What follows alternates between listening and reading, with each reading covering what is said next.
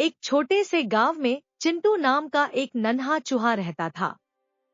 चिंटू बहुत चालाक था और थोड़ा शरारती भी।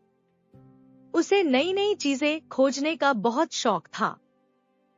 एक दिन जब वह गांव के पुराने घर के पीछे खेल रहा था, उसे अचानक एक चमकीली जादुई टोपी मिली।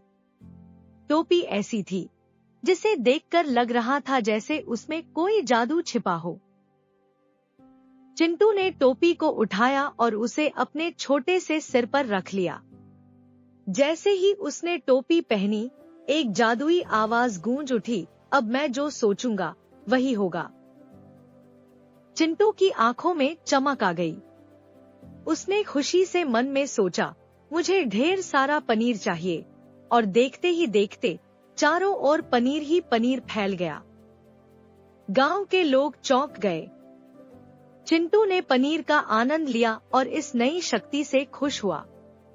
उसके बाद उसने और ज्यादा मजेदार चीजें सोची। उसने कहा, मुझे उड़ना है, और पलक झपकते ही वह हवा में उड़ने लगा। पूरा गांव उसके उड़ने को देखकर हैरान रह गया। सब लोग उसे आवाजें देते हुए देखने लगे। लेकिन चिंटू ने इस शक्ति का दुरुपयोग करना शुरू कर दिया। उसने शरारत भरे अंदाज में कहा, सब मुझसे डरें।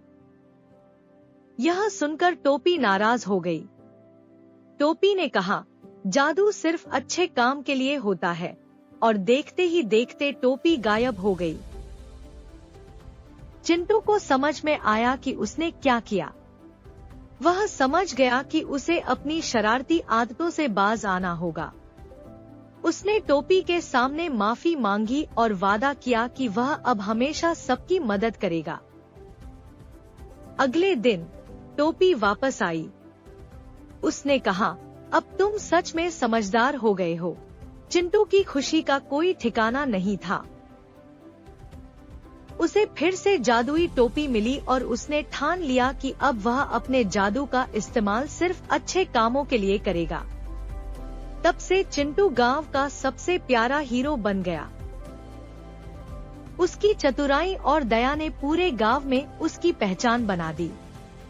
सभी लोग उसे प्यार करने लगे और उसकी मदद से गांव में खुशियां लौट आईं।